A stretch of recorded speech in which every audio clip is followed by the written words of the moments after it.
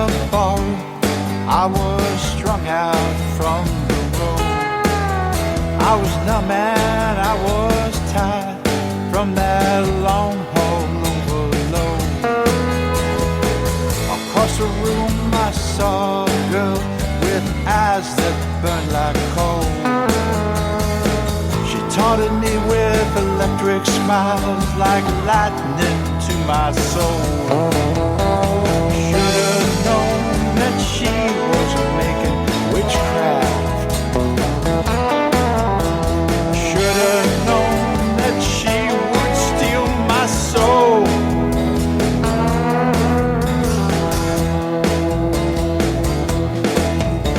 She asked me for a dance, then she cast her temptress spell. Seductive moves and whispers like a siren sent from hell.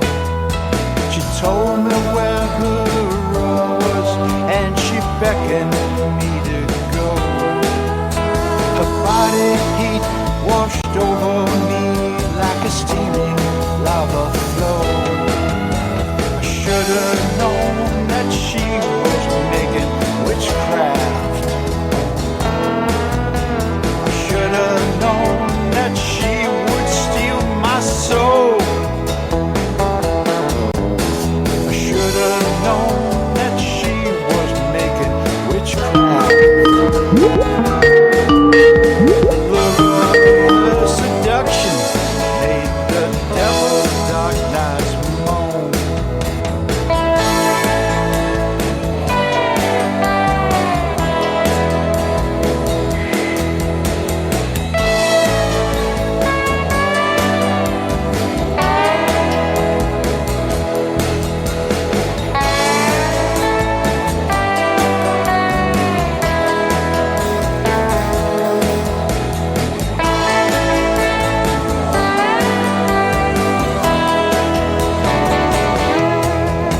My head was pounding when I awoke. I could not face the dawn. In the early light of darkness, I knew what she had done. She stole my keys, my wallet, and my semi-truck was gone. She made me pay the steepest price for passion on the run. I should have known that she was making witchcraft. You can advertise your business on Night Dreams Talk Radio, and you will be heard worldwide.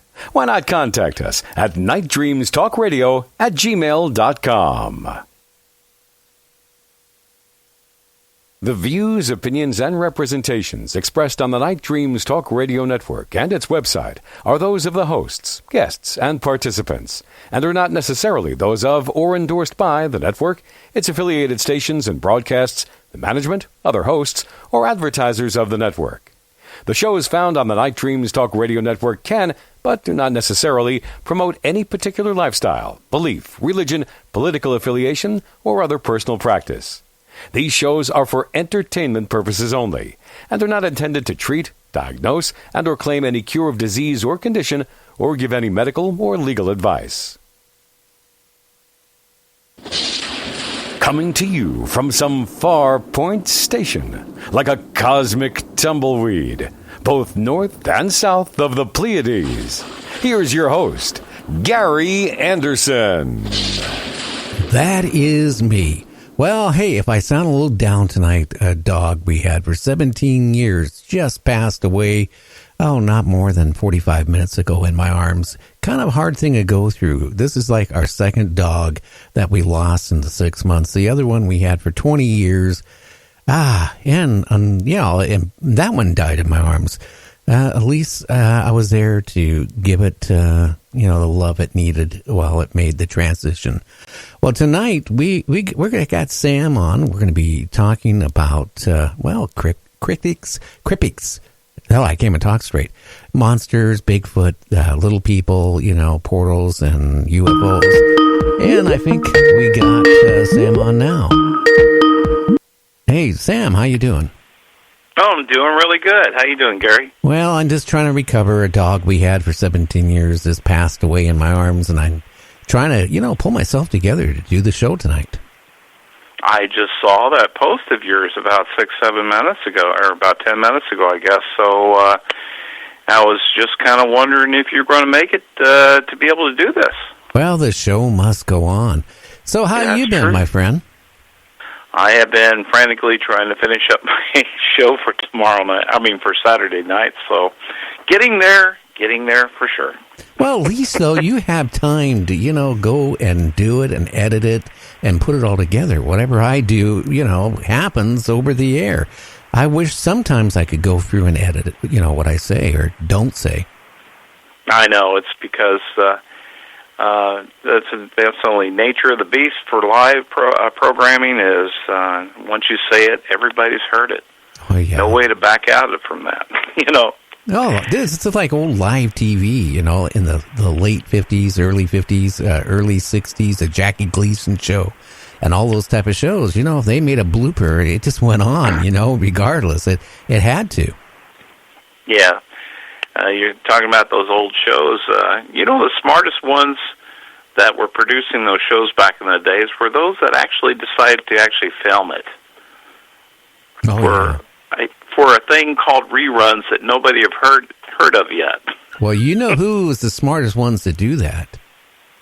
Lucille Ball and yes, Desi Arnaz and Lucille Ball.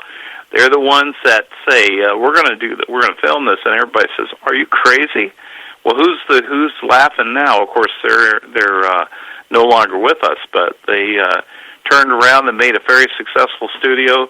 They produced one of yours and mine's favorite show, Star Trek, that originally came out. Well, Star Trek actually is what made her lose her studio, but she believed in the concept so much. She put everything she had in it, and it actually caused her to lose the studio. It was very expensive to produce that show. At the same time she was doing that, she was doing Mission Impossible. You remember that show? So, yeah. Peter Graves and... Yeah, I didn't realize that she produced that. Yeah, it was all done, produced in Desilu, studios. And then at the same time, they didn't produce it. Bing Crosby, their friend, produced it. But you remember Hogan's Heroes was shot in the same studio. That's right. One of my favorite shows. Some of my favorite shows. All three of them. From there. Yeah. Yes. Way ahead of their time. But, Star Trek just got to be very expensive to produce. I had one of my guests has been on the show several times. He actually wrote some of the scripts for Star Trek, Next Generation, but he got to know Gene Roddenberry really well. And, Gene gave him all the notes he had, from the creation of the original Star Trek, all the original scripts. He had all this stuff, and he wrote a book on it. And, like I said, he's been on my show a couple of times. And a lot of, I thought Star Trek went out because people, got tired of it. And the network, it was not that. It was just very expensive to produce. And that at a time when there were no special effects on a computer, per se.